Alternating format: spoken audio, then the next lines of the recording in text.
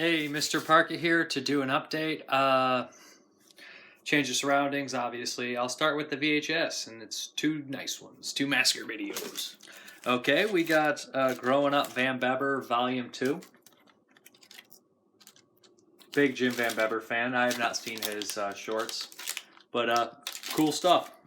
And Mutilations, which I guess was kind of like a local horror movie. I'm not sure where it was. It was kind of like a and not local, but not local here, but like kind of like just a small kind of horror movie in its area, and it made it to some video stores. Sort of had a cult following. I've never seen it. It looks really cool. I want to see it for years. And I guess I'll go into the DVDs next, just because there's not many of them. Boogeyman 2. This is by Leone. This made it on the Video Nasties list. This is like, I guess, a re-edited version with added crap and different soundtrack. Heard it's even worse than the regular edition. Bloody Wednesday. I actually really like Bloody Wednesday. If you guys have Exploitation TV, you can watch it on there. This is a cool movie. Really weird, really unique. Part Shining, part everything. Then we have Seven Dorms of Death by Richard Griffin. Big Richard Griffin fan. This one was pretty cool. I reviewed that. Then we have Love Camp 7, Video Nasties Made on Demand. This is one of the only ones I needed. I've not seen this. I can't show the back. The Nazi Exploitation. There was 4 Nazi movies that made it on the Video Nasties list. Sheepskin. I reviewed this one. This is an unearthed title. This is actually a pretty cool self-contained little horror film. I enjoyed it. Then we have The Psycho Legacy. This is by the guy who's on the podcast Killer POV and Shockwaves. Really enjoyed their podcast. He's an expert on Psycho. Loves Psycho. The Psycho movies are all pretty cool, so I picked this up. I have not had a chance to watch it. I'm interested, and plus I want to support those guys because you know what? They always do a great job, and they give me a free podcast that I love to listen to every week.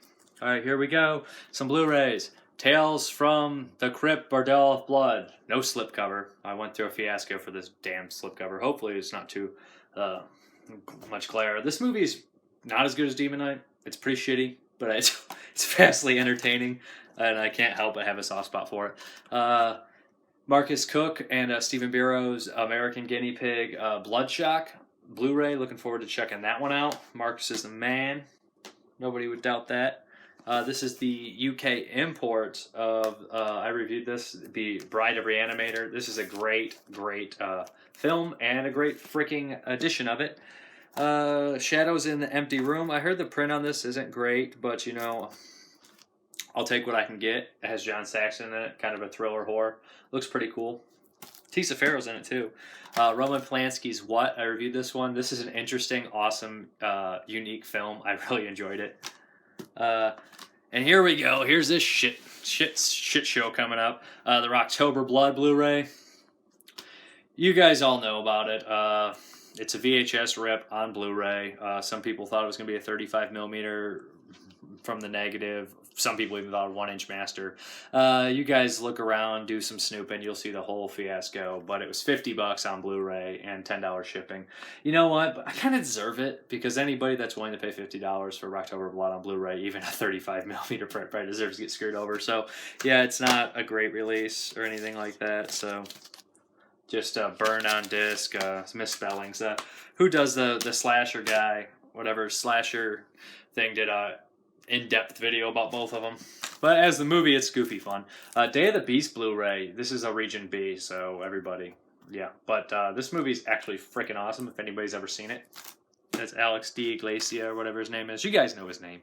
Volumes of Blood. This is a horror anthology. I watched it. Some of the horror... it's well made. It's really polished looking, but some of the stories are very, very generic to me. They're kind of like... And they used a lot of the, kind of like the Halloween staple where it's like, oh, he's in the background and it's out of focus deal. And, it was cool. I mean, it's a good movie. It's at points, but I just... And the wraparound, I don't like the turn they took.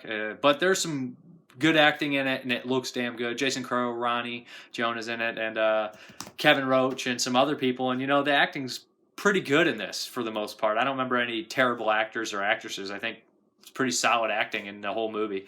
It's just, the stories aren't my favorite. That's my main beef with it. I do like the concept they all took place in a library. I thought that was smart, especially in independent filmmaking level.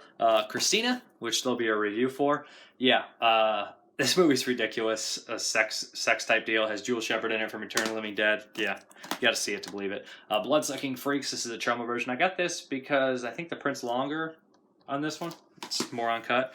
Monster Dog with Alice Cooper. Yeah, this is the world we live in when Monster Dog hits Blu-ray. It's a good world. German Angst. Have not had a chance to watch this. Been wanting to see it for a long time.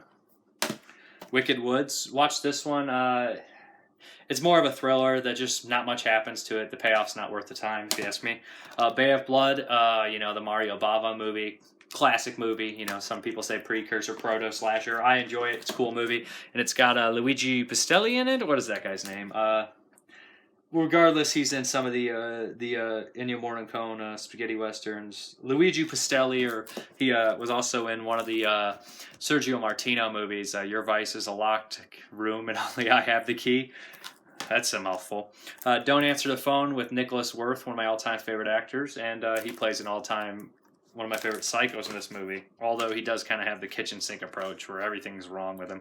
But Seven Psychopaths, I've not seen this. I'm not the biggest Colin Farrell fan, but I love Walken, I love Harrelson, I love the rest of the cast. Heard it's nothing but good. Cannibal Man, this is a Blu-ray. This is not the nice, Camera Obscura release, I think it's called. This is just a Spanish import, and as far as I know, it looks good to me. What else we got? The Boy, not the one with the doll, the other one with Rainn Wilson. This sounded really interesting, really cool, so I grabbed it.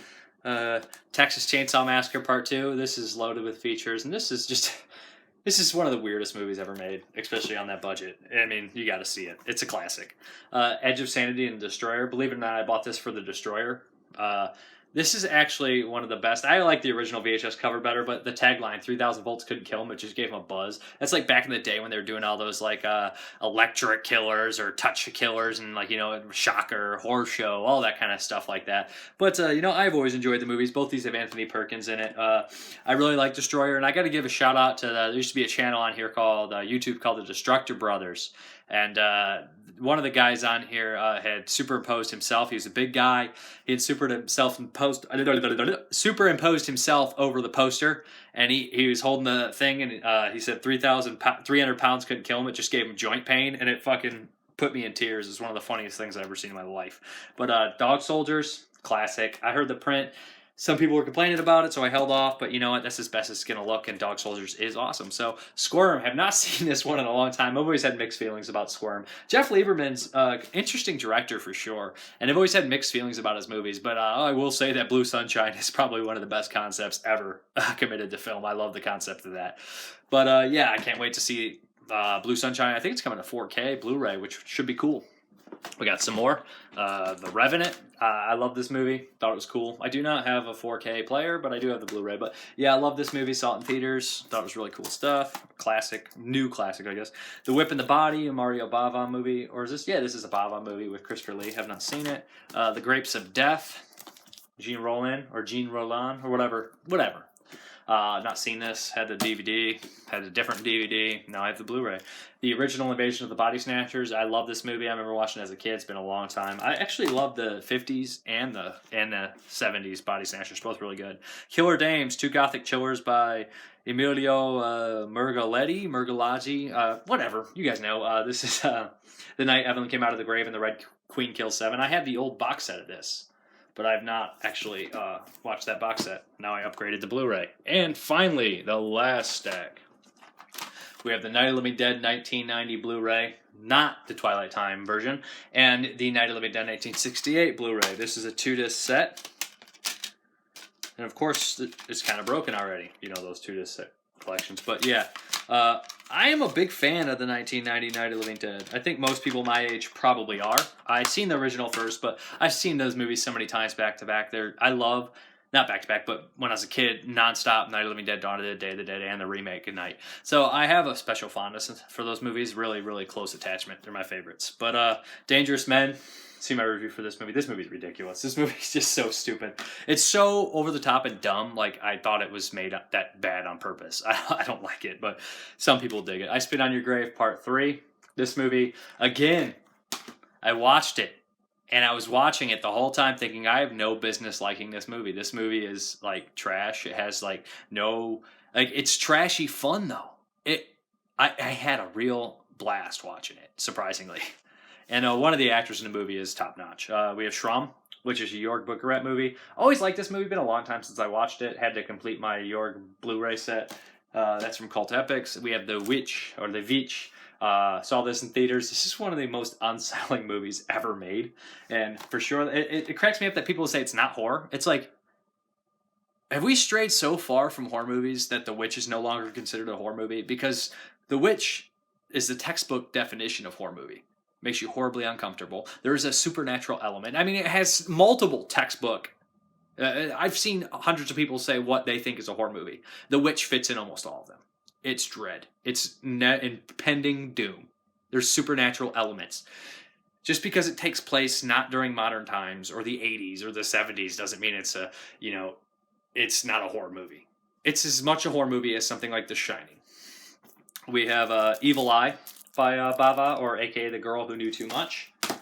The Sorceress by Jim Wynorski. This movie's ridiculous, full of nudity. Just one of those staples of 90s erotic thrillers. Dude Bro Party Massacre 3. Really a bunch of talented people behind this, but it's just a little too self-aware and poking fun at the genre for my liking. I did love the miniatures. Krampus, loved this movie, thought it was great, saw it in theaters. Good stuff. Death Becomes Her. I haven't seen this in years, always liked it. I think everybody's always liked this movie, and I think this is one of those movies where everybody thought they were alone in liking until they got older, and they're like, no, everybody likes that movie. That's a good movie, and that's kind of cool. Symptoms by, I can't think, Jose Lars. This is a great movie, reviewed it. I enjoyed it quite a bit, kind of psychological, study, maybe a little bit supernatural element. And Vampires by the same guy, which I'm not sure. Jose Ramon, Jesus, Larars, or I don't know if it's Laraz or Larars, but this is Vampires. Never saw that one, but he had a very interesting life. There's a lot of special features on the Symptoms Blu-ray where he started out in one country, he was a comic artist, and he went to another country because he was kind of being like not ridiculed, and his stuff was being tampered with, his art, so he wanted to have more freedom. But that's pretty much all I have. Mr. Parka, thank you very much for watching. I am currently in the state of moving, so I'm probably very haggard and very stressed due to everything. Sorry the videos have been taking so long, but if you keep up with me on Facebook, everybody should know what's going on. Thanks everybody for watching, and have a good one.